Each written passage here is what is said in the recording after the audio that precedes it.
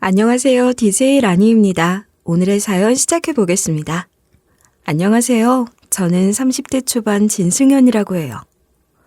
저는 어릴 적 엄마와 단둘이 살았어요. 제가 엄마와 살던 집은 아주 작고 낡은 단칸방이었는데 그땐 잘 몰랐지만 지금 생각하면 늘 눅눅한 그 공간에는 곰팡이 냄새 같은 것도 진동하는 그런 곳이었을 거예요. 그렇지만 제게 그곳은 엄마의 좋은 살냄새가 가득한 곳으로 기억된답니다. 그럴 수밖에 없는 게 엄마는 저를 한시도 떼어놓지 않고 늘 꼭 안아주셨거든요. 그러니 전 늘 엄마 품에서 엄마 살냄새를 맡으며 자랐어요. 제가 기억하는 엄마의 살냄새에는 그 방에서 나던 곰팡이 냄새 같은 게 섞여 있을지도 모르지만 한 번도 불쾌하게 느꼈던 적은 없었어요. 곰팡이 냄새는 모르겠지만 한 가지 확실하게 기억하는 건 약 냄새예요. 엄마는 몸이 약해서 늘 병을 달고 살았거든요. 방에는 늘 약봉지가 널려 있었고 엄마 손잡고 병원이며 약국에 따라다녔던 기억도 많아요. 제 기억 속의 엄마는 늘 아픈 사람으로 얼굴은 항상 창백하고 눈이 퀭하니 움푹 패여 병색이 완연한 모습이었지만 그러면서도 저를 위해서라면 뭐든지 해주는 분이셨어요. 살림은 항상 빠듯해서 그런 곳에 살면서 먹는 것도 부족했으니 엄마 병이 더 심해졌던 건지도 몰라요. 그래도 엄마는 늘 저를 보며 웃어주셨고 제가 있어서 세상 부러운 게 하나도 없다고 하셨죠. 그건 저도 마찬가지였어요. 엄마는 참 고운 분이셨어요. 얼굴도 참 예쁘셨거든요. 아픈 사람 얼굴이 그렇게 예쁠 수가 있나 싶게 예쁜 분이셨어요. 커갈수록 그렇게 예쁜 엄마 얼굴이 제게도 나오기 기대했는데 아무래도 저는 얼굴을 뵌 적이 없는 아빠를 닮았나 봐요. 전 엄마처럼 예쁜 얼굴은 아니거든요. 아프고 힘들어도 늘 저를 품에 안아주던 예쁜 엄마의 따뜻한 손길과 예쁜 얼굴을 더 예뻐 보이게 만들던 엄마의 미소는 어린 제겐 우주와 같은 거였어요. 전 엄마가 너무 좋았어요. 그런 엄마는 늘 마른 기침을 대고 살았는데 가끔은 걷잡을 수 없을 정도로 몰아치는 기침에 시달리기도 했어요. 그럴 때면 전 어쩔 줄을 몰라하며 엄마 곁에 바짝 붙어서 물컵을 들고 앉아서 엄마에게 물 한 모금이라도 먹이려고 했던 것 같아요. 그런 저를 보며 엄마는 기특하다, 예쁘다 하시며 제 머리를 쓰다듬어 주셨는데 그때 손길의 미세한 떨림까지도 저는 기억하고 있답니다. 6살 때였나? 7살 때였나? 제가 초등학교도 들어가기 전 어느 해 엄마 생신에 엄마가 평소보다 많이 아프셔서 거의 누워만 계셨는데 그때 제가 엄마 흉내를 내며 고사리 손으로 미역국을 끓여서 국그릇에 담아 엄마 앞에 내놓았었죠. 엄마, 생일 축하해. 엄마가 하는 것처럼 했는데 엄마가 한 것처럼은 안 됐어. 그래도 이거 먹고 약 먹자. 이게 뭐야? 세상에, 미역국이야? 아, 이걸 승현이 네가 끓였다고? 가습을 켜다가 큰일 나르고 어디 다친 데 없어? 엄마도 참, 나 멀쩡해. 맛은 좀 이상한 것 같지만 그래도 따뜻하니까 얼른 먹어봐. 우리 딸이 엄마 생일에 끓여준 미역국이 어떻게 맛이 없을 수가 있겠어. 고마워, 우리 딸. 엄마가 우리 딸 덕분에 밥 한 그릇 뚝뚝 잘 먹고 약도 먹을 수 있겠다. 정말 고마워. 응, 얼른 밥 먹고 약도 먹고 빨리 나아야지. 우리 딸 대단하다 정말. 천재 아니야? 어떻게 그 작은 손으로 미역국을 다 끓일 생각을 했어. 너무 맛있어. 에이, 거짓말. 내가 벌써 먹어봤는데 이상하던데 뭘. 무슨 소리야. 세상에서 제일 맛있는 미역국이야. 엄만 세상에서 제일 행복한 사람이네. 엄마는 감동을 하신 듯 눈물까지 흘리셨고 그 맛도 없는 미역국에 밥을 말아서 한 그릇을 다 먹고 그 뒤로도 몇 끼 미역국이 다 떨어질 때까지 열심히 먹어주셨어요. 맛있게라곤 참은 못하겠네요. 진짜 열심히 먹어주셨던 것 같아요. 미역국을 먹을 때마다 우셔서 그게 의아하기도 하고 마음 아프기도 했지만 엄만 그렇게 우시면서도 꼭 저를 안아주시며 엄마는 우리 딸이 있어서 너무 행복해. 다 괜찮아. 그렇게 말씀해 주셨어요. 제 귓가에서 간질간질하게 속삭이는 듯한 엄마의 그 목소리는 저도 너무 좋았답니다. 엄마와 전 가난했고 설상가상으로 엄마는 늘 아팠지만 저를 무척이나 사랑해 주셨고 저도 그런 엄마를 몹시 사랑했어요. 가난과 병이라는 악조건은 엄마와 저를 더욱 애틋하게 할 뿐이었던 것 같아요. 그래서인지 엄마는 저를 보고 그렇게 많이 우셨어요. 가난해서 해주지 못하는 게 너무 많은 게 한스러웠던 건지 아빠 없이 엄마랑 사는 제가 불쌍하셨던 건지 그렇게 우시더라고요. 엄마는 제가 중학교 2학년이 되자마자 돌아가셨고 저는 이후로 보육원으로 보내져서 자랐어요.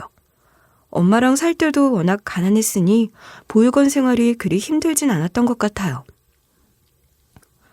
엄마가 보고 싶고 그리워서 울었던 날들은 많았지만 그곳에서의 생활이 고달프거나 서글퍼서 운 적은 없어요. 제게는 꿈이 있었거든요. 제 꿈은 저희 엄마 같은 엄마가 되는 거였어요. 제가 엄마처럼 예쁘게 생긴 건 아니라서 예쁜 엄마가 되어주는 건 좀 힘들 것 같지만 무튼 빨리 커서 어른이 되고 싶었고 어른이 되면 빨리 좋은 사람 만나서 결혼하고 저를 닮은 예쁜 딸을 낳고 싶었어요. 엄마와 제가 그랬던 것처럼 저도 제 딸과 둘도 없는 사이로 서로 사랑하며 살고 싶었던 것 같아요. 엄마 같은 엄마가 되고 싶다는 꿈을 버팀목으로 열심히 살았죠. 성인이 되어서도 저는 보육원 출신이라는 핸디캡을 안고 혼자서 하루하루 힘겹게 살아가야 했지만 가난하고 불안정했던 어린 시절 또한 소중한 추억으로 간직한 채 내 아이들에게만큼은 따뜻한 집과 안정된 삶을 주고 싶다는 다짐을 하면서 말이에요. 물론 삶이 제 뜻대로 그리 쉽게 되어준 건 아니에요. 호락호락하지 않아요. 그게 또 삶 아니겠어요? 현실은 때로 삭막했고 세상 모든 사람들이 저를 쉽게 지나쳐가는 것만 같은 시간들을 외롭게 보내기도 했어요. 그런 제 앞에 나타난 사람이 있었어요. 그 사람은 객관적으로 보자면 그저 평범한 사람일지도 몰라요. 화려한 직업을 가진 것도 아니고 그렇다고 잘생긴 것도 아니고 말이에요. 그렇지만 그 사람은 제게만큼은 왕자님 같은 사람이었습니다. 첫 만남은 그야말로 우연이었어요. 저는 작은 회사에서 이런저런 보조 업무를 맡아보는 사무직 직원이었는데 말이 사무직 직원이지 청소부터 시작해서 사장님의 온갖 심부름을 했었죠. 그날도 사장님 심부름으로 사장님이 드실 커피를 테이크아웃해서 가져가고 있었거든요. 그렇게 만날 커피 심부름을 시키면서 제 커피 한번 사 마시라고 한 적 없는 인정머리 없는 사장이었지만 매달 월급 주는 분이니 그런 분이 드실 커피를 소중하게 들고 가고 있었던 겁니다. 그런데 갑자기 자전거 한 대가 쌩 지나가는 바람에 너무 놀라서 휘청거리게 됐는데 그런 저를 잡아놓은 사람이 그 남자였어요. 큰일 날 뻔했네. 이거 쏟아졌으면 어쩔 뻔했어. 참, 감사합니다. 덕분에 제가 살았어요. 커피가 그만큼 소중한 겁니까? 아니면 지금 입고 있는 옷이 그렇게 소중한 겁니까? 커피 한 잔 쏟을 뻔한 걸 다친 뻔한 것보다 더 크게 생각하는 것 같아서요. 제가 좀 이상했나요? 이 옷이 어딜 봐서 그렇게 소중한 옷이겠어요. 이 커피죠. 커피를 그렇게 좋아하세요? 그렇게 귀한 커피인가요? 그냥 흔한 프랜차이즈 커피 같은데? 그게 이 커피 말이에요. 저희 사장님이 드실 커피거든요. 한 방울도 안 흘리고 갖다 드려야 해요. 이렇게 저를 부려먹으면서 제 커피 한 잔을 사준 적 없는 구두셋이라 커피 쏟아진 걸 보면 또 한 소리 할 게 분명하다고요. 덕분에 살았어요. 재밌는 분이시네. 커피 배달해야 하는 사장님 사무실에서 하는 일 끝나면 나랑 커피 한 잔 마실래요? 그 남잔 그렇게 휘청거리며 넘어질 뻔한 저를 잡아주는 것만으로 갑자기 제 인생에 뛰어들었어요. 그리고 그 남자 덕분에 살릴 수 있었던 건 사장님의 커피뿐만이 아니었던 거예요. 그 사람은 저를 구해줄 사람이었어요. 그러니 제겐 왕자님이 아니고 뭐겠어요. 그 남잔 제가 말하는 게 너무 재밌고 귀엽다면서 저만 보면 그렇게 많이 웃더라고요. 그러더니 평생 그렇게 웃게 해주고 싶다고 되뜸 청혼을 하는 거예요. 제대로 된 데이트도 몇 번 안 해봤을 때인데 말이에요. 그 남잔 제게 따뜻한 집과 안정적인 삶을 보장해 줄 수 있는 사람이었어요. 그리 크지 않은 집, 아주 넉넉하지 않은 삶이라 해도 제게는 그 모든 것이 꿈만 같았죠. 그 사람이 제 모든 꿈을 실현시켜줄 사람이라는 확신이 들었어요. 엄마가 되고 싶다는 제 꿈까지 말입니다. 그렇게 그 남자와 저는 부부가 되었답니다. 남자가 마련할 수 있는 집은 아주 작은 연립 빌라였지만 제게는 그 어느 곳보다 화려하고 든든한 성처럼 느껴졌어요. 그 공간에서 남편과 함께 소박하게 꾸미면서 그 안에서 새롭게 시작된 제 삶에 대한 벅찬 기대가 가득했죠. 남편은 제게 찾아온 너무나도 큰 선물, 아니 큰 사람, 과분한 사람이라고 생각했어요. 어떻게 나한테 이런 행운이 찾아왔나 싶었고 최선을 다해서 좋은 아내가 되려고 노력했죠. 그리고 드디어 꿈에 그리던 딸을 품에 안게 되었을 때 저는 정말이지 세상을 다 가진 것 같았어요. 아주 옛날 엄마가 제게 그런 말을 했던 걸 떠올리기도 했죠. 엄마의 목소리가 바로 옆에서 들리는 것 같더라고요. 딸을 낳고 나니 엄마 생각이 더 간절했어요. 그 작은 생명이 제 품에서 잠들었을 때의 온긴 세상 무엇과도 바꿀 수 없는 것이었어요. 통통하게 부푼 뺨과 제 피부에 스치는 부드러운 숨결. 세상 모든 것을 궁금해하는 듯 반짝이는 눈망울을 보고 있으면 지루할 틈이 없었어요. 엄마가 왜 그렇게 나를 항상 꼭 끌어안고 있었는지 그제야 알 것 같더라고요. 자식을 낳아봐야 부모 마음을 안다고 하잖아요. 그 말이 꼭 맞는 말인 것 같아요. 딸과 함께하는 모든 순간이 엄마를 생각나게 했어요. 그렇게 전 딸을 키우며 엄마를 매일 매순간 떠올렸던 것 같아요. 밤낮이 바뀐 딸 때문에 늘 밤잠을 설치고 잠이 부족했지만 아침 일찍 출근하는 남편 아침 챙겨주려고 항상 일찍 일어나야 했는데 그렇게 일어나 잠이 든 딸의 모습을 바라보고 있는 그 순간부터 엄마 생각이 났던 것 같아요. 아이가 자라는 모습을 지켜보는 동안에도 내내 그랬어요. 딸아이가 첫 걸음마를 뗐을 땐 문득 엄마 손을 잡고 아장아장 걸어다녔던 기억 속으로 빨려 들어가는 것 같았죠. 엄만 제가 넘어질까 혹여나 무릎이 까지진 않을까 염려하며 천천히 걸으라고 조심하라고 쉬지도 않고 계속 말씀하시곤 하셨어요. 엄마가 항상 거기 있어준다는 게 제게는 더할 나위 없는 안정감을 줬을 거예요. 저도 제 딸에게 그렇게 해줄 수 있다는 게 얼마나 감사했는지 몰라요. 때론 엄마 손길이 그립기도 했어요. 엄마도 나를 보며 이런 기분이었을까? 어릴 때 나는 어땠을까? 엄마가 내 옆에 있었다면 그런 이야기도 함께 나누며 더 행복했을 텐데 하는 아쉬움도 있었고 말이에요. 딸아이가 먹을 밥을 하는 소리, 빨래를 개는 소리, 집안 가득 퍼지는 딸아이의 웃음소리는 제가 모든 것을 바쳐서 지켜주고 싶은 저의 모든 것이었습니다. 그러나 그런 행복은 오래가지 못했어요. 제가 딸아이와 행복한 시간에 빠져들 무렵 남편은 슬슬 본색을 드러내기 시작했거든요. 남편은 제가 생각했던 사람이 아니었어요. 완벽한 두 얼굴의 남자였던 겁니다. 남편이 눈에 띄게 달라진 태도를 보이기 시작했지만 처음엔 그냥 피곤해서 그런 거라고만 생각했어요. 육아가 쉬운 게 아니니까요. 애가 우는 것 때문에 잠을 늘 설치니까 예민해져서 그런 거라고 생각했어요. 그런데 남편의 짜증은 점점 더 심해지더군요. 아무것도 아닌 사소한 일도 다툼으로 번졌고 남편은 늘 큰 소리로 고함을 치며 저를 몰아세웠어요. 뭐야? 양말 아직도 안 빨았어? 대체 집에서 하는 일이 뭐야? 미안해. 미안해. 애기 옷이랑 같이 돌리기가 힘들다 보니까 그랬어. 오늘 신을 거 하나는 있을 줄 알고. 미안해. 오늘은 내가 손빨래를 해서라도 꼭 빨아놓을게. 하루 종일 애만 쳐다보고 있을 거야? 내가 너랑 애 꽁냥거리고 노는 돈 대주려고 결혼했니? 미안해. 그래도 그런 말을 하지 마. 괜히 자기도 후회할 거면서 그런 말을 왜 해. 내가 미안해. 그러니까 화내지 말고 잘 다녀와. 잘 다녀오세요, 서방님. 전 그렇게 남편 비위 맞추느라 진이 다 빠졌죠.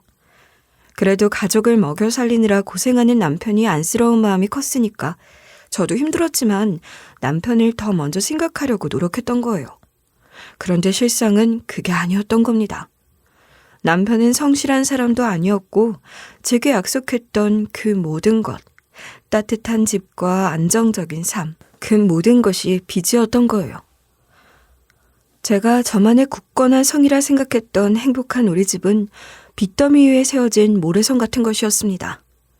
어느 순간부터 남편은 집으로 날아오는 카드 명세서와 은행 대출 고지서를 숨기지도 않았고 그렇게 알게 된 빚의 규모를 알고 저는 경악할 수밖에 없었어요. 이미 수천만 원의 빚이 쌓여 있었거든요. 이게 다 뭐야? 이 집이며 차 전부 다 빚이었어? 그런 얘기 안 했잖아. 그걸 꼭 말로 해야 하니? 당연한 거 아니야? 너도 알다시피 내가 부모 지원을 받고 자라니 뭐가 있어? 내 나이에 이 정도로 갖추려면 그게 다 빚인 거지. 아무리 그래도 그럼 나한테 말을 했어야지. 그럼 내가 다 아껴서 빚을 줄이려고 했을 거야. 난 그런 줄도 모르고. 그럼 푼돈 아낀다고 뭐가 달라져? 그렇다고 계속 이렇게 빚만 지고 살 순 없잖아. 게다가 빚이 계속 늘었던 거 아니야. 빚을 이렇게 지고도 카드를 이렇게나 긁으면 어떡해. 아 진짜. 사람 실증나게 계속 이럴 거야? 내가 알아서 해. 내가 벌어서 갚으면 될 거 아니야. 네가 갚아줄 것도 아니면서 왜 이렇게 말이 많아? 자기 월급으로 아무리 아껴 살아도 이 빚 다 갚으려면 대체 몇 년이 걸리는 거야. 그만해라. 넌 알 거 없어. 내가 알아서 할 거니까. 남편은 그렇게 큰 소리를 치더니 얼마 뒤 직장까지 그만두더니 더 좋은 기회를 찾을 거라고 하더라고요. 그런데 남편이 말한 더 좋은 기회라는 건 사행성 투자였던 겁니다. 모르긴 몰라도 이미 그것 때문에 회사에서도 문제가 생겨 어쩔 수 없이 나오게 된 것 같았어요. 더 이상 남편은 저의 왕자님이 아니었고 남편이 하는 말은 무책임하고 현실감 없는 소리로만 들렸어요. 투자금도 없는데 그런 투자에만 매달리지 말고 다시 직장을 구해보는 게 어때? 나라도 나가서 무슨 일이든 하고 싶지만 아직 애가 어려서 어디 맡길 것도 없고 애 맡기는 것도 다 돈이잖아. 네가 뭘 안다 그래. 있어 봐. 지금 자금이 한 군데 들어올 때가 있어. 그것만 잘 되면 대박 나는 거라고. 대박 그게 그렇게 쉬운 거야? 제발 그런 허황된 것에 매달리지 말고 차근차근 해결해 보자. 넌 내가 아무리 얘기해도 모를 거야. 그런 기회는 쉽게 안 와. 모르면 그냥 좀 입 다물고 가만히 있긴 하라고. 남편은 이번에도 큰 소리를 쳤지만 그 목소린 집착으로 가득 차 있었고 눈빛엔 불안감이 서려있다는 걸 알고 있었어요. 이미 다른 세상에 빠져버린 그 사람을 아무리 해도 설득할 수 없었어요. 결국 남편의 마지막 투자마저 실패로 끝나고 모든 것을 잃고 말았어요. 그런데도 또 어디서 빚을 내어 급기야 불법 도박장 같은 곳까지 찾아다니더라고요. 남편은 한탕주의에 빠진 한심한 인간이었고 도파민에 중독된 사람처럼 항상 더 강한 자극을 찾는 사람이 되었죠. 그러면서 폭언과 막말도 거침없이 내뱉곤 했습니다. 이제 더 빚낼 수도 없어. 당장 이번 달 생활비는 어떡해? 애 굶길 생각이야? 넌 이럴 때 빌붙을 친정도 하나도 없고 보육원 출신이랑 결혼하는 게 아니었는데 누굴 탓하냐 진짜. 어떻게 그런 말을 해? 그래 됐어. 무슨 말을 해도 좋으니까 이제 제발 먹고 살 궁리를 해줘. 이렇게 집에서 술만 마시면 어떡해. 내가 이놈의 집구석에 있고 싶어서 있는 줄 알아? 애는 밤낮 빽빽거리지 예쁘지도 않은 게 날마다 잔소리해야 되는데 나라고 너랑 이러고 있고 싶겠냐? 한참 말 배우는데 재미를 붙인 어린 딸아이 앞에서 남편은 저를 모욕하는 말들을 그렇게 아무렇게나 쏟아내는 거예요. 저는 딸을 안고 집 밖으로 나와 한참을 울기도 했지만 그런다고 나아지는 건 없잖아요. 저의 모든 꿈이 담긴 행복한 성이 와르르 무너지고 있는 것을 지켜보면서도 할 수 있는 게 없었어요. 남편의 무리한 투자와 도박은 우리 가족을 나락으로 끌고 갔어요. 어차피 빚이었던 집을 잃었고 남편의 빚더미 속에서 저도 속절없이 끌려 들어가고 말았죠. 남편은 인생 실패의 분노를 모두 제게 풀었고 저는 딸과 함께 그 구렁텅이에서 벗어나기 위해 안간힘을 써야 했어요. 남편 몰래 온갖 일들을 해서 가능한 한 빨리 가능한 한 많은 돈을 모아 남편에게서 도망치는 것이 제 삶의 새로운 목표가 됐어요. 제가 잃은 그 모든 것엔 남편에 대한 믿음, 집, 결혼을 통해 꿈꾸던 미래, 그런 것들이 다 포함됐지만 제 딸만큼은 지켜야 했죠. 제대로 된 일자리를 구할 수는 없었어요. 어린 딸을 돌봐야 했고 남편에게 들키지 않고 몰래 움직여야 했으니 시간 제약도 컸으니까요. 결국 제가 할 수 있는 일은 단순한 일용직이나 파트타임 일 같은 것뿐이었죠.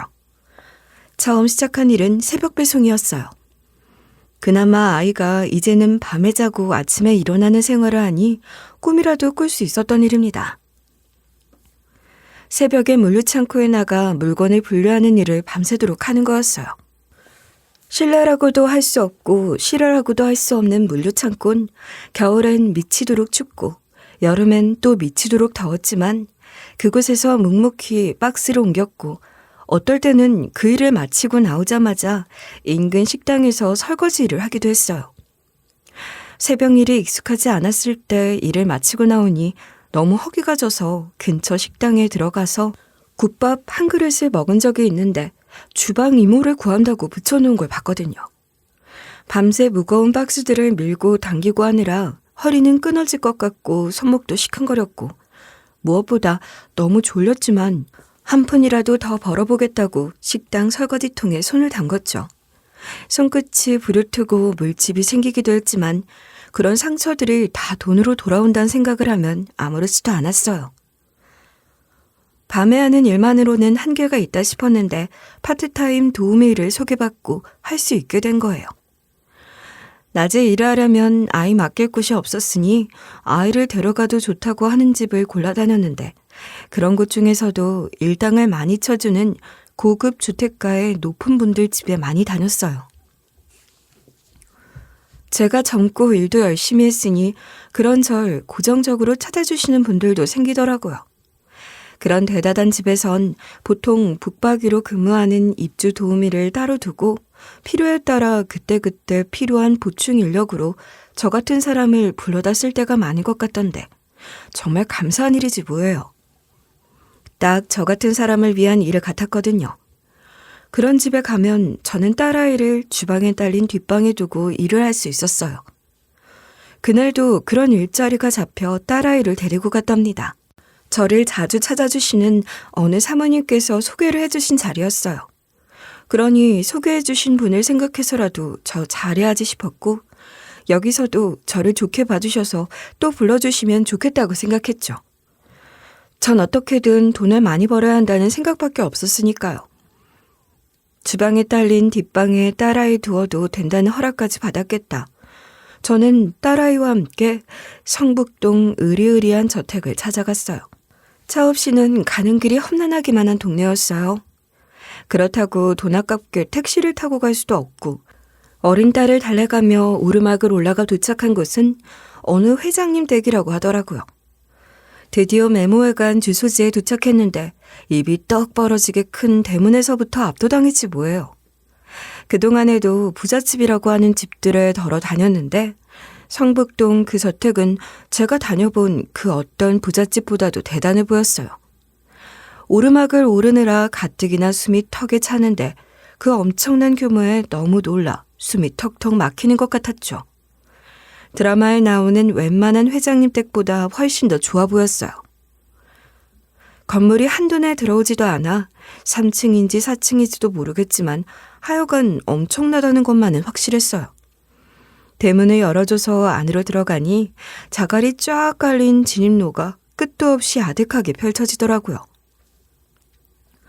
그 길을 따라 한참을 또 들어가니 그제야 외벽부터 대리석으로 으리으리한 거대한 집이 보였어요. 우와, 엄마.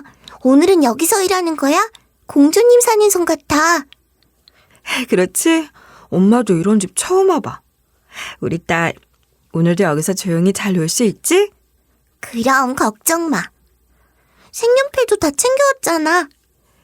그래, 착하지, 우리 딸. 오늘 조용히 잘 놀면 엄마가 집에 갈 때 우리 딸 좋아하는 맛있는 거 하나 사줄게. 정말? 아, 좋다. 나 조용히 잘 있을 수 있어. 그리고 엄마랑 또 하나 약속해야 하는 거 알지? 뭐야? 말해봐. 알아. 아빠한텐 절대 비밀. 엄마랑 어디 다녀왔는지 절대 비밀. 그래, 맞아. 엄마가 우리 딸한테 이런 거짓말까지 시켜서 미안해. 미안해. 저는 그 대단한 집 앞에서 어린 딸에게 한 번 더 당부를 하고 집 안으로 들어갔어요. 집 안으로 들어서니 더 대단하더라고요. 엄청나게 큰 샹들리에부터 시작해서 거울처럼 반짝이는 대리석 바닥, 벽에 걸린 세련된 액자, 비싸 보이는 그림들, 그리고 멀리 보이는 곡선형의 우아한 계단까지. 집의 규모를 짐작할 수도 없었지만 하여간 모든 게 대단했어요. 엄마, 여기 진짜 공주님이 사는 집 같아. 쉿! 엄마랑 약속했지? 조용히 있는 거야. 알지? 알아? 얼른 방에 데려다줘. 거기서 조용히 놀게.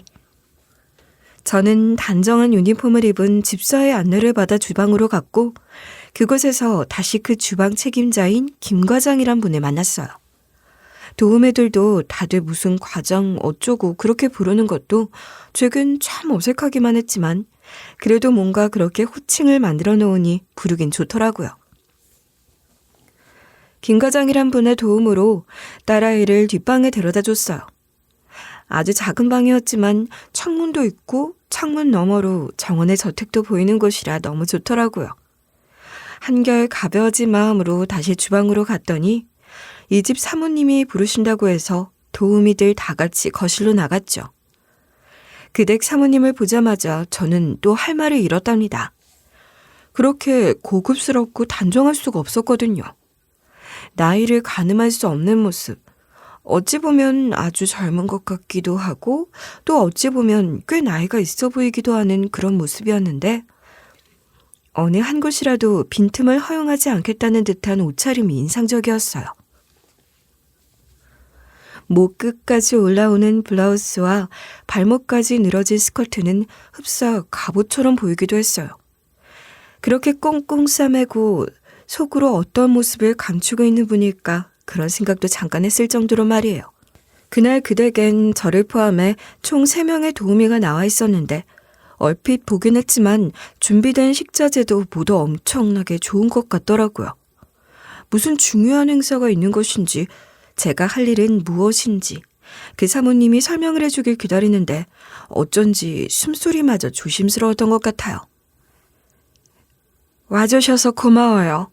오늘 처음 오신 분도 계시죠? 잘 아는 분께 소개를 받았는데 저희 집도 잘 부탁드릴게요. 아니에요. 제가 감사하죠. 최선을 다해서 열심히 하겠습니다. 오늘은 저희 집에서 1년 중 제일 중요한 날이에요. 아주 중요한 제삿날이거든요. 손님들을 초대하는 화려한 파티 같은 것을 생각했는데 뜻밖의 제삿날이라고 해서 흠칫 놀랐지 뭐예요. 어쩐지 더 긴장이 되는 것 같기도 했어요. 대체 어떤 사람의 제삿날이길래 이렇게 공을 들이는지 궁금하기도 했어요.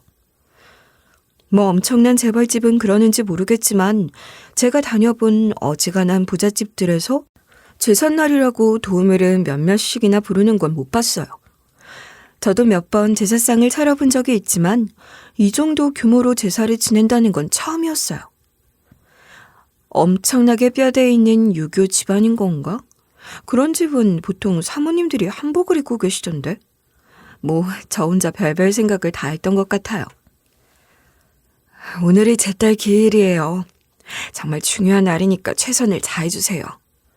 좋은 마음으로 준비해 주시길 바라는 마음으로 준비하는 거니까 제 성이라고 생각하고 받아주시면 될 것 같아요.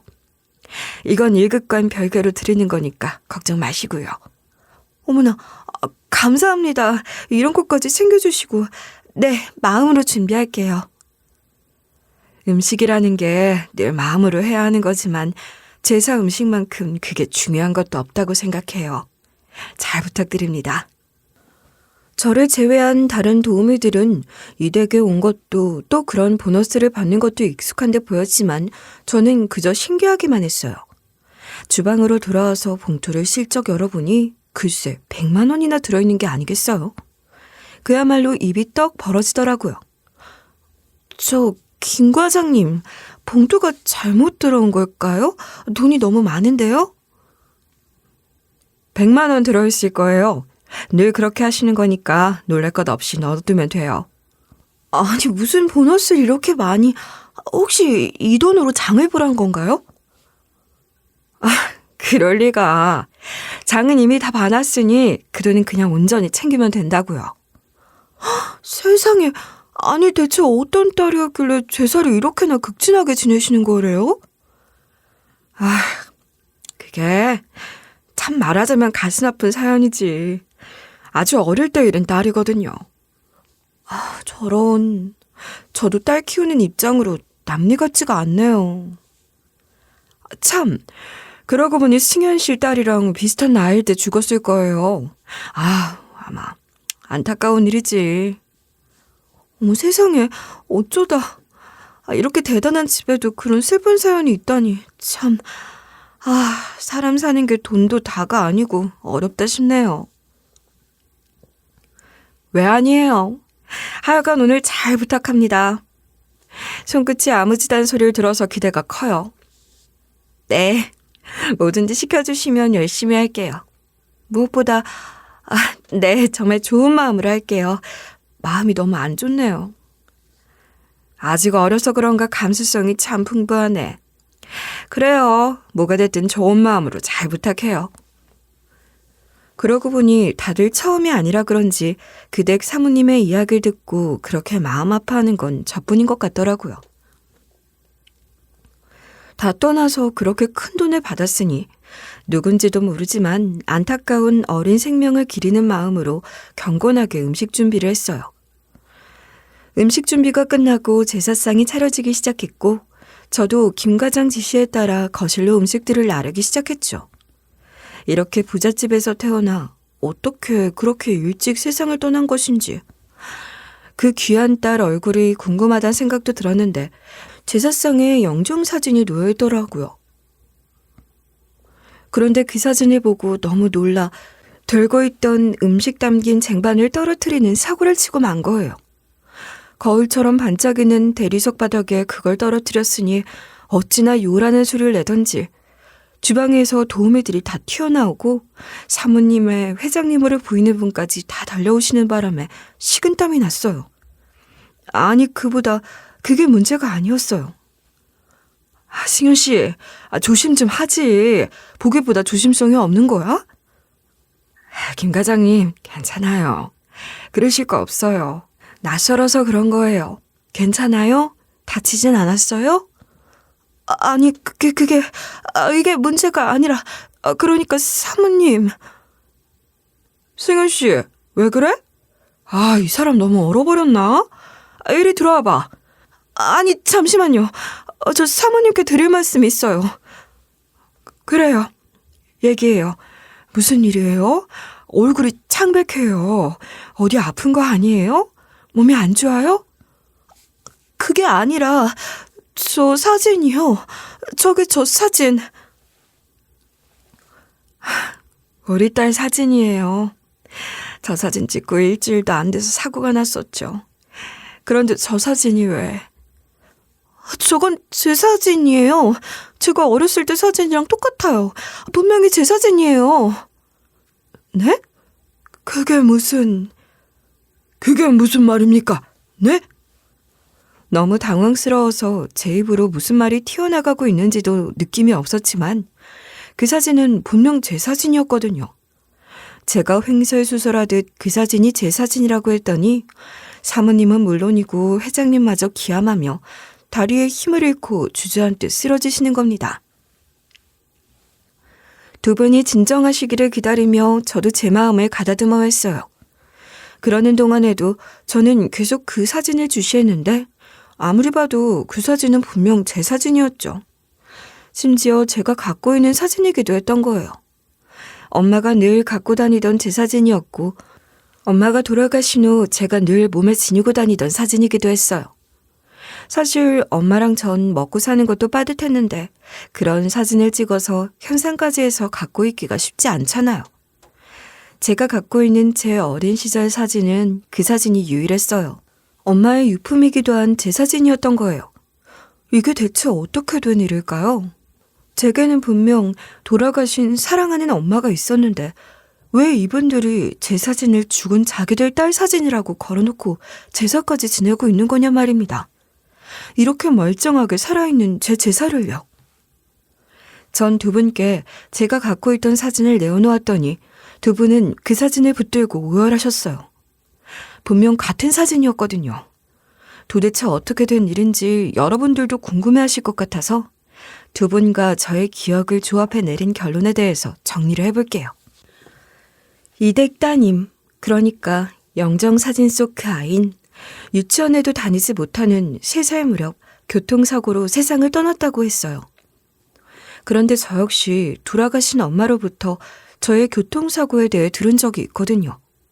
제가 너무 어렸을 적이라 저는 기억도 하지 못하지만 제게는 그때 입은 상처가 남아있었기에 엄마로부터 사고에 대한 이야기를 들어서 알고 있는 거예요. 그 사고는 시외버스와 승용차의 오중 추돌 사고였는데 차들이 전복되며 차 안에 타고 있던 사람들이 차 밖으로 튕겨져 나가는 등 아수라장이었다고 해요. 아마도 그 과정에서 저를 키워주신 엄마가 아이를 바꿔치기 한 것 같아요. 엄마의 친딸은 그 자리에서 득사를 했고 엄마에겐 목숨과도 같았던 딸을 잃고 제정신이 아니었을 엄마가 죽은 아이를 끌어안고 오열하다 비슷한 또래의 저를 발견하는 그 모습이 제 머릿속에 그려졌어요. 마치 제가 그 상황을 전지적 관점에서 내려다보고 있는 것처럼 말이에요. 저를 키워주신 분이 아이를 바꿔치기 했다는 것 외에는 달리 설명할 방법이 없었지만 정말 받아들이기 어려운 일이었습니다. 아무리 그래도 어떻게 아이가 바뀐 걸 모르실 수가 있어요? 내 아이, 그러니까 우리 딸은 불이 붙은 차가 폭발하는 바람에 잘 알아볼 수도 없는 모습으로 내 품으로 돌아왔어요. 그날 그곳은 지옥이었어. 여보, 진정해요. 이러다가 당신 또 쓰러져. 그렇게 오랫동안 힘들었으면서 또 아프고 싶어? 그러니까 진정해. 알아볼 수도 없었을 뿐더러 우리는 제대로 쳐다볼 수도 없었어요. 그 다 타버린 아이의 손목에 우리 딸의 팔찌가 채워져 있었으니 다른 생각을 할 수도 없었고요. 팔찌도요? 그럼 엄마가, 그러니까 저를 바꿔치기 한 분이 제 손목에 있던 팔찌를 죽은 자기 아이 손목에 채워서 불이 붙은 차 앞에 두고 저를 안고 도망을 친 걸까요? 아무래도 그런 것 같아요. 달리 설명할 길이 없잖아요. 그 사진, 갖고 있었던 그 사진 내게 한번 보여줄 수 있어요? 이 사진 우리 차에 있었던 사진이에요. 그걸 빼갔던 모양이네. 없어진 줄도 몰랐는데. 사모님과 회장님은 그 사진을 붙들고 또 한 번 크게 오열하셨습니다. 저 역시 너무나 혼란스럽고 복잡한 나중에 가슴 한구석이 너무나 아파왔지만 눈물이 쏟아지거나 그러진 않았어요. 그저 모든 것들이 너무나 어지럽기만 했죠. 제 눈앞에 있는 두 분이 제 친부모님이시라는 건데 저는 제게 잘 부탁한다며 보너스를 주시던 사모님으로 대할 때보다 훨씬 더 거리감이 느껴지는 것만 같았거든요. 제가 그런 태도를 보이니 두 분도 저를 딸로 대하지 못하고 조심스러워 하시는 것 같았어요. 저의 친부모님이신 사모님과 회장님은 불에 타 훼손된 아이의 시신에 제 팔찌가 있었으니 제가 죽은 줄로만 알고 이렇게 지금까지 기일을 지켜 장례를 치르고 계셨던 거고, 저는 죽은 아이가 되어 진짜로 죽은 아이의 엄마 손에 길러진 겁니다. 여러분, 이런 일이 가능한 걸까요? 제 이야기가 믿겨지시나요? 저와 사모님, 회장님도 모두 믿을 수 없는 그 이야기를 두고 달리 설명을 할 길이 없었고, 유전자 검사를 해보자는 이야기를 하고 있었죠. 그때 뒷방에서 잠들어 있던 제 딸이 자다 깨서 울면서 저를 찾으러 거실까지 나온 거예요. 제 딸이 어릴 적 저를 꼭 닮았거든요. 그러니 사모님과 회장님은 제 딸을 보고서 어릴 적 저를 다시 만나신 듯 달려가 끌어안고 한참 동안을 정말이지 너무나도 서럽게 우셨어요. 신기하게 딸아이가 놀라서 울 법도 한데 뭔가 느껴지는 게 있었던지 그냥 그렇게 안겨있더라고요. 그 모습을 보다가 저도 모르게 눈물이 터졌고 저 역시 한참 동안 멈추지 않는 눈물을 쏟아내며 흐느꼈어요. 그제야 유전자 검사 같은 것을 하지 않아도 저는 그분들이 제 친부모님이라는 확신을 할 수 있었고, 그건 두 분도 마찬가지셨지만 유전자 검사를 진행해 확실하게 우리 세 사람이 부모 자식 관계라는 것을 확인했습니다. 그리고 다시 한번 눈물을 흘렸죠. 제가 눈물이 많은 편이 아닌데 그 며칠 동안은 눈물이 마를 날이 없었던 것 같아요. 그렇게 눈물겨운 가족 상봉의 여운을 즐기고 있을 때 제 남편이 용케도 그 집을 알고 찾아왔더라고요. 어찌어찌 제 지인들을 통해 수소문을 해 제가 속해 있는 소개소를 찾은 모양이었어요. 저의 친부모님은 이미 제가 어떻게 살아왔는지를 다 들으셨고 제 남편이란 인간이 어떤 인간인지도 아실 만큼은 아신 상황이라 문을 열어주기도 싫다고 문전박대를 하시려고 했지만 어차피 이혼을 할 거니까 마지막으로 대면은 하겠다고 해서 문을 열어주셨어요. 남편은 그때까지 아무 영문도 모르고 그저 제가 도망간 줄로만 알고 찾으러 나선 거였죠. 네가 감히 나 모르게 일을 하고 다녔어? 그러다 아예 이런 대단한 집 가정부로 들어앉기라도 했나 보지? 네가 이렇게 숨어 있으면 내가 못 찾을 줄 알았냐? 날 왜 찾아? 나 같은 건 필요도 없고 쳐다보기도 싫다더니 왜 찾으러 다니냐고. 야, 그걸 말이라고 해? 네가 내 밥이라도 하고 빨래라도 해줘야 할 거 아니야. 뭐야? 망나니 같은 인간이라고 알고는 있었지만 생각보다 훨씬 더 형편없는 인간이구나. 뭐요? 아, 이 집 안주인 되셔? 참 요즘 세상에 인심도 좋은 분들이네. 집에 부리는 사람 가정사까지 챙겨주시고 말이에요. 말 조심해. 너 같은 인간이 그딴 식으로 비아냥거려도 되는 분 아니야. 뭐, 부자라서? 야, 넌 내가 돈 벌겠다고 나섰을 때 그렇게 고고한 척 하더니 너도 어쩔 수 없나 보네. 어? 야, 나보다 더하다 더해. 그래, 이렇게 돈 많은 집에서 살면서 월급이라도 받으니까 겁나는 게 없다 이거야? 이분, 내 어머니셔. 날 낳아준 분이라고. 뭐? 너 정신이 어떻게 된 거야? 이런 집에서 며칠 지내더니 돈 냄새에 취해서 미친 거야? 그만해. 더 이상 그 더러운 힘으로 내 딸을 모욕하는 말 그만하란 말이야. 내가 이 아이 엄마야. 30년 만에 다시 찾은 내 딸이라고. 사모님이 그 고상한 모습으로 불호령을 내리니 남편도 움찔하더니 혼란스러운 듯 동공이 흔들리더라고요. 술 냄새가 폴폴 풍기는 것이 보나마나 아침까지 술을 마시고 그 술도 덜 깬 상태로 온 것 같던데 술이 번쩍 깨는 것 같았을 거예요. 그러곤 그놈이야말로 돈 냄새 제대로 맡고 머리를 마구 굴려대기 시작하는 거죠. 그 머리 굴리는 소리가 다 들리는 것 같았습니다. 장모님, 그러니까 제 장모님이시란 말씀이십니까? 아니, 이런 경사가 있으면 저를 먼저 찾아주셨어야죠. 야, 그래도 30년 만에 모녀 상봉이니 회포를 푸는데 시간도 걸리셨을 테고. 네, 다 압니다. 장모님이라니 어디서 얻은 수작이야? 난 너 같은 인간이랑 계속 부부로 살 생각 없어. 내가 이 집에도 어떻게 해서 오게 된 건 줄 알아? 얼른 돈 벌어서 내 딸 데리고 너한테서 도망치려고 했던 거야. 알아? 아이, 거참. 당신은 다 좋은데 이렇게 예민해서 걱정이야. 내가 좀 서운하게 해서 부부싸움 잠깐 한 걸로 이렇게까지 할 거야? 장모님, 제가 이 사람 데려가서 잘 다독이겠습니다. 데려가긴 어딜 데려가. 이제 우리 딸도 할 말 다 한 것 같으니 내 집에서 당장 나가. 아유, 장모님, 어렵게 만날 딸이랑 헤어지는 게 싫으시면 저도 이 집으로 들어와서 지낼까요? 남는 게 방일 것 같은데. 제가 뭐 할 만한 일은 없어요? 뭐든지 시켜만 주시면 잘할 수 있습니다. 정신 차리고 꺼져. 그 거지 같은 방구석에서 술이나 마시면서 내가 보낼 이혼 소장이나 기다려. 이혼이라니? 당신 정말 왜 그래? 우리가 왜 이혼을 해? 그럴 이유가 뭐야? 아무 이유 없이 그렇게 쉽게 할 수 있는 게 아니야. 이유가 없어? 내가 그동안 이혼을 할 수가 없어서 붙어 있었던 건 줄 알아? 그것도 다 돈이라서 어쩔 수 없이 참고 있었던 거야. 너한테서 벗어날 돈만 만들어지면 이혼 소송부터 할 작정이었다고. 우리 딸은? 내 딸은? 난 이혼하기 싫고 내 딸도 너한테 주기 싫다. 그러면 어쩔 건데? 위자료라도 왕창 줄 건가? 그런 거라면 얘기가 좀 달라질 수도 있지.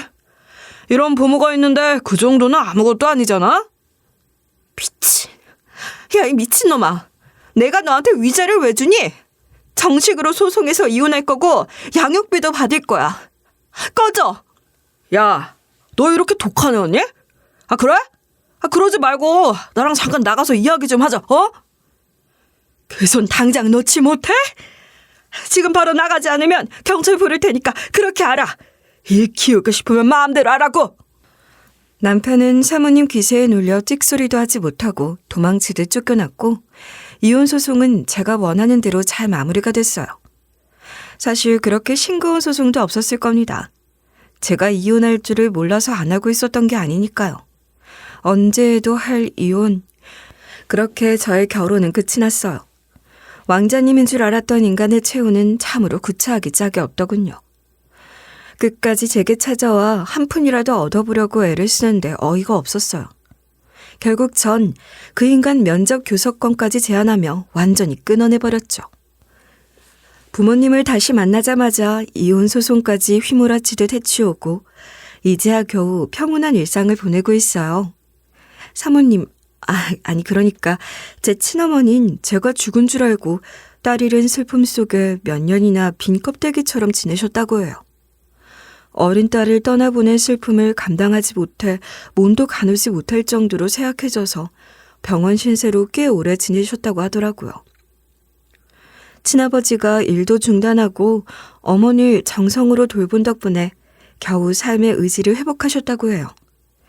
그런 저를 다시 만나셨으니 두 분께선 다시 사는 것 같다고 하셨죠. 저는요, 사실 아직도 모든 것이 얼떨떨하기만 합니다.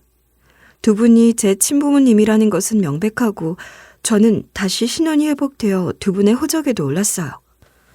저를 제 부모님 곁에서 빼앗아 아이를 바꿔치기 한 키워주신 엄마에 대해서도 저는 복잡한 심정입니다. 물론 엄마를 원망해요. 왜 그랬는지 따져먹고 싶어요. 그렇지만 한편으론 엄마를 가엾게 여기는 마음도 생겼어요. 얼마나 절박했으면 그랬을까. 저는 엄마의 삶을 알잖아요. 그 삶에 제가 같이 살았잖아요. 엄마한테 제가 없었다면 엄마는 아마도 오래 버티지 못했을지도 몰라요. 물론 그렇다고 해서 엄마가 저지른 일들이 정당화될 수도 없고 엄마로 인해 오랜 시절 고통 속에 살아오신 제 친부모님의 시간들을 보상할 수도 없지만 그래도 저는 키워주신 엄마를 미워할 수만은 없더라고요. 전 여전히 키워주신 엄마의 살냄새와 엄마의 미소가 그리워요. 그걸 제가 어떻게 잊겠어요. 힘들게 살았지만 누구보다도 저를 사랑해 주셨던 분이신 건 맞으니까요. 그 사실이 변하진 않더라고요. 저의 그런 마음이 친부모님께는 또 다른 상처가 될 수도 있으니 그 마음은 제 마음 깊이 묻어두고 저 혼자 가끔 꺼내보려고 합니다. 그리고 지금은 친부모님과 함께하는 시간들을 값지게 보내고 있어요. 저는 제가 기함할 정도로 대단해 보였던 그 집에서 딸과 함께 지내고 있어요. 친부모님은 제가 살아온 삶을 저보다 더 아파하세요. 30년의 세월을 다 갚아주고 싶으시다며 제게 모든 지원을 아끼지 않겠다고 하시는데 그런 부모님 지원을 받으며 공부를 해볼 것인지 아니면 제가 하고 싶은 무언가가 있을지 고민하고 있답니다. 너무 대단해서 어색하기만 했던 그 집에 익숙해지듯이 부모님과 함께 지내는 풍요로운 생활에도 익숙해져 가고 있어요. 그저 거대하기만 보였던 그 집은 제 딸아이 덕분에 삭막하기보다는 따뜻하고 아늑한 분위기를 머금게 된 것 같아요. 어머니는 저와 제 딸을 위해 주방에서 보내는 시간이 길어지셨어요. 저를 잃고 살림이라고는 안 하셨다는데 그전엔 누구보다도 주방 일을 좋아하셨던 분이셨대요. 그런데 저를 잃고 나선 아무것도 할 수가 없었다고 하시더라고요. 다시 주방 일을 즐겁게 할 수 있는 게 너무 좋다고 하시면서 제가 도와드리겠다고 하는 것도 한사코 사양하시곤 하신답니다. 어머니가 준비해 주신 밥상은 언제나 최고예요. 물론 좋은 재료들로 만든 음식이라 그렇기도 하겠지만 정성이 가득 담긴 음식들이니까요. 그게 어디 보통 정성인가요? 30년을 묵힌 정성이잖아요. 어머니가 해주시는 음식에서는 늘 깊은 맛이 나요. 어머니 음식 솜씨를 저도 두고두고 배우고 싶어요. 식사 시간이면 어머니와 아버지가 어린 시절 저의 식습관 같은 것들에 대해서 이야기해 주시곤 하세요. 물론 저는 기억도 잘 안 나고 길러주신 엄마와 살 때는 늘 먹는 것들이 거의 똑같았고 다양한 걸 먹지도 못해서 제가 뭘 좋아하는지 그런 것도 잘 몰랐는데 부모님 말씀을 들으니까 어린 시절 저는 꽤나 편식쟁이였더라고요. 저도 모르고 있던 제 이야기를 듣는 게 이상하기도 하지만 좋았어요. 딸아이는 저보다 적응이 훨씬 빠른 것 같아요. 이 집과 저희 부모님 품 안이 마치 원래부터 제 딸아이의 자리인 것처럼 자연스럽게 어우러지더라고요. 딸아이는 하루 종일 공원만큼 넓은 정원을 뛰어다니며 매번 새로운 걸 발견해내고 아버지에게 바둑을 가르쳐달라고 해요.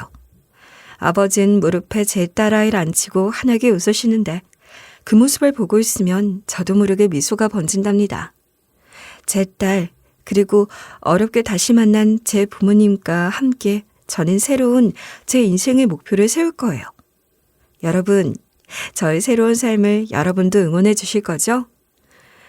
제 이야기는 영화보다도 더 영화 같은 이야기여서 저와 같은 경험을 하신 분들은 거의 없으시겠지만 그래도 제가 하려는 얘기는 영화 같은 대단한 이야기가 아니라는 건 알아주실 것 같아요. 저는 낳아주신 부모님과 함께 살면서 길러주신 엄마의 사랑도 떠올리며 제 딸에게 어떤 엄마가 되어주면 좋을지 항상 고민한답니다. 이런 고민은 여러분 모두와 나눌 수 있는 이야기가 아닐까 해요. 물론 부모님의 딸로서 앞으로 두 분께 효도하며 살 생각도 많이 하고 있어요. 제 이야기에 공감하며 들어주신 것 너무나도 감사드리고요. 여러분께도 더 좋은 일들이 가득하시길 바랍니다.